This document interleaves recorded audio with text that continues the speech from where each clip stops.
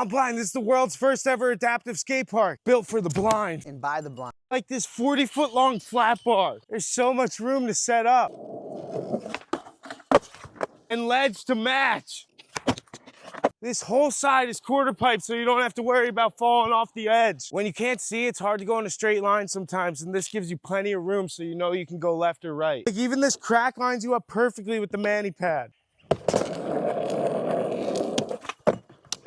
And you can use this ledge as a guide with your cane when you're on it. One of the hardest things for me is jumping down stuff because the entry will be too skinny, but look at how wide this is. Also, if you have some vision, the features have great contrast so you can see them easily. One of my best friends, Dan Mancino, built this. For the past 7 years, it's been a passion project. It's been so inspiring to watch this come to reality. I've never had a place where I could skate with full confidence, not to mention a great environment to learn new stuff from Dan. He's even gonna be doing camps and contests here. I just can't believe this is real. Thanks for building this park, Dan. True pioneer. One love. When black people are like, I don't want to shrink my emotions anymore, the rest of the world is like, yes, yes, give us your joy, give us your joy. We feed off of it. Please give it to us, market it to us. And in maintaining a sense of minstrelsy with us, they can enjoy our enjoyment and feel comfortable with that. The minute you stop repressing your anger, the minute you stop repressing your sadness, like, yes, black boy joy, black boy sadness, black boy anger, but they don't want to talk about that because black boy anger gets you killed. Black boy sadness gets you like thrown in a mental hospital forever. And I hate to say it, but it's the reality of things. Like, they only really want you to be like outspoken if it fits whatever narrative is most comfortable for the rest of society. But I haven't seen anyone else say that, so I'm gonna say it. Hey, toodles. Stop climbing Mount Everest. Just stop doing it. To climb Mount Everest, you have to pay a local team to help you get up there safely. This group of indigenous men, Sherpas, are highly trained in bringing people up and down the mountain, and they die constantly because of it. Because random, mostly white people want to go to a place where no creature is supposed to go, a place that is so dangerous that if you die up there, you are left. There are points in these journeys where these local Sherpas are carrying people and their belongings up. At that point, are you even climbing Mount Everest, or is a very strong man doing it for you? If your hobby or extreme sport involves putting other people in danger, I don't fuck with that. Go sail the ocean or some shit. Skydive. I don't know. Something that only fucks with your life.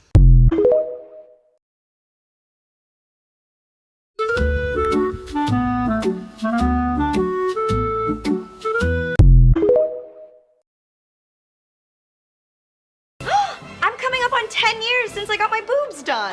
Oh my god, bestie, happy titty anniversary. Do you regret your surgery at all? Up to 9.1% of patients regret breast augmentation, but I'm not one of them. It's been so fun to be like, sir, my boobs are down here. So you're happy with your gender-affirming surgery? Oh, I never thought about it like that, but yeah, I guess I am. You know who else is happy with gender-affirming surgery? Trans people who experience less than 1% of regret. Wow, that's not a lot of regret at all. 16.2% of people regret their tattoos. And 7% of people regret having kids. Yeah, my mom definitely regrets having me. She told me. 47.1% of patients regret breast reconstruction, 15% regret a nose job, 4.6% regret LASIK, and even 13.1% of people regret chemo. Wow. Knee replacement and hip surgeries have higher regret rates than gender-affirming surgery. You know, to put it into perspective, 14.4% of the broader population regret similar surgeries that less than 1% of trans people do. That is significant. And as the study from 2018 aptly put, regret after gender-affirming surgery is an exceedingly rare event. Plus, gender-affirming care, it's not just for trans people. Hormonal therapy is used to treat low testosterone in men or menopause in women. Breast reconstruction or testicular implants are used after cancer. And gynecomastia is a condition where the male breast tissue enlarges, resulting in a female-like appearance of the chest, and affects 35% of men. As many as 25,000 men undergo this surgery annually. Well, suddenly we understand gender dysmorphia, don't we, boys? And in cis men, even hair transplants show significantly elevated levels of self-esteem and increased satisfaction with appearance. Toupee. Good one. The writing on this is good, right? Now you might say, hey, these studies are biased because it requires an insane amount of paperwork and legal loop-de-loop in order to get gender-affirming surgery in the first place. So clearly the people who want it must really want it. Aha, so these people are admitting they're part of the problem. We need to make gender-affirming care more accessible.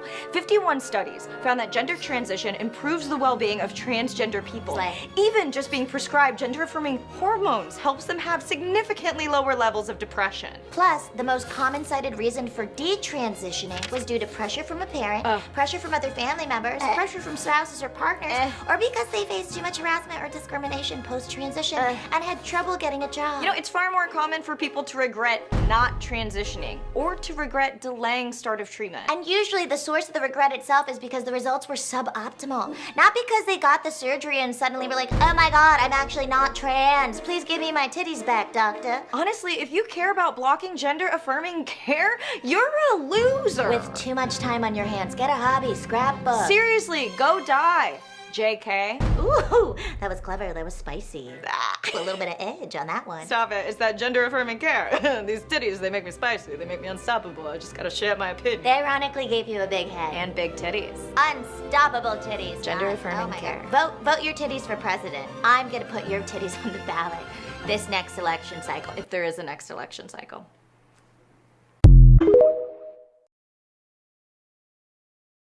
Can we please leave politics out of metal, punk, rock, and grunge?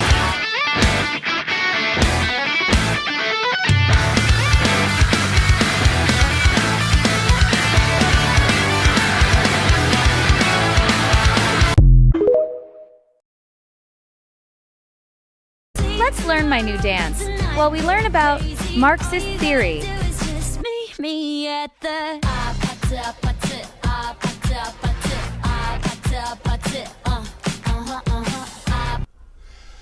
Marxism is essentially a materialist philosophy. The genius of Marx was that he allied the humanist philosophy of Hegel with the economics of people like Ricardo. Marx said, up until now, philosophers have only sought to interpret the world. The point is to change it.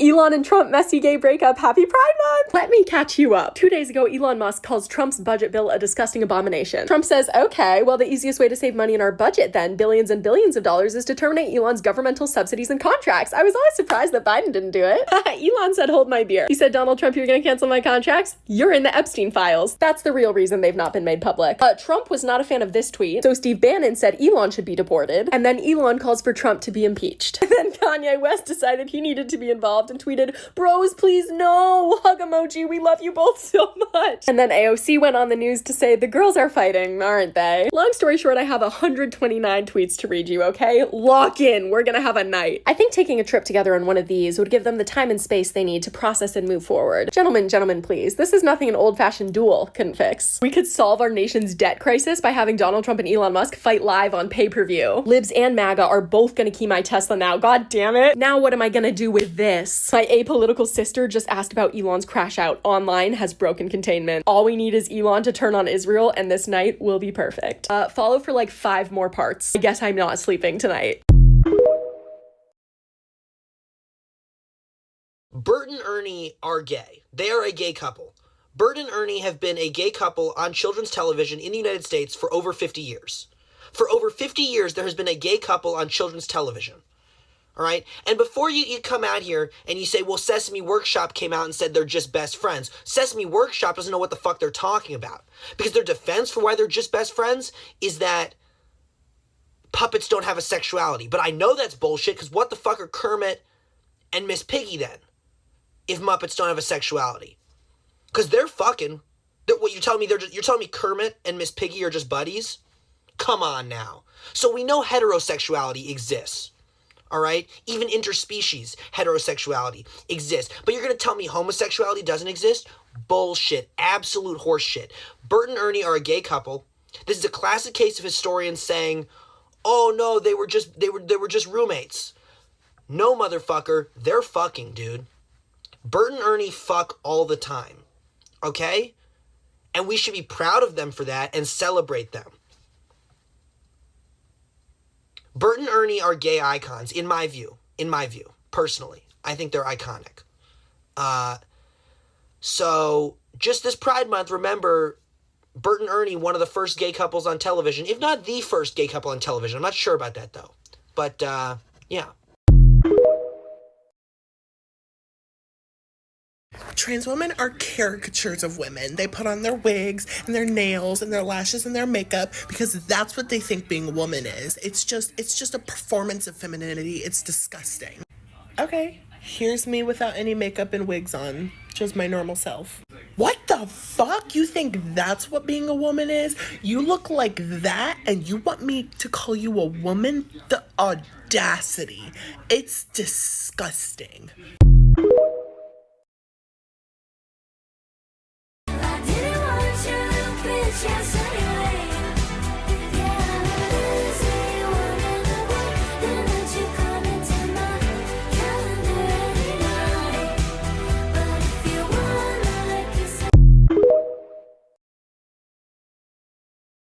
I've been seeing a lot of the girlies going to Starbucks lately and getting they matchas and they white mochas and they ventis and they chais and whatnot. I could have sworn we were boycotting Starbucks. What happened to the boycott? When the pimp's in the crib, ma, drop it like it's hot. Drop it like it's hot. Drop it like it's hot. When the pigs.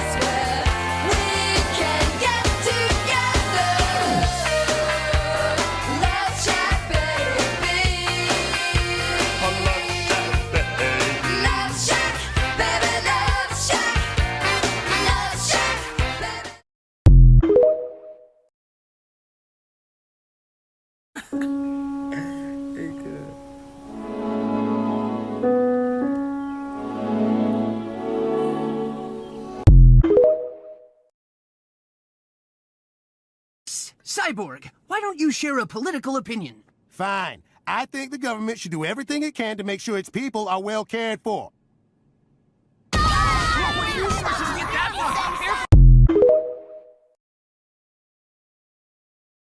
Let's learn my new dance while we learn about Marxist theory.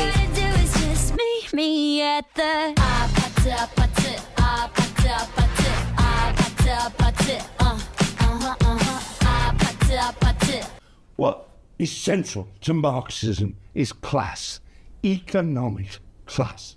As Marx stated, all history is the history of class struggle.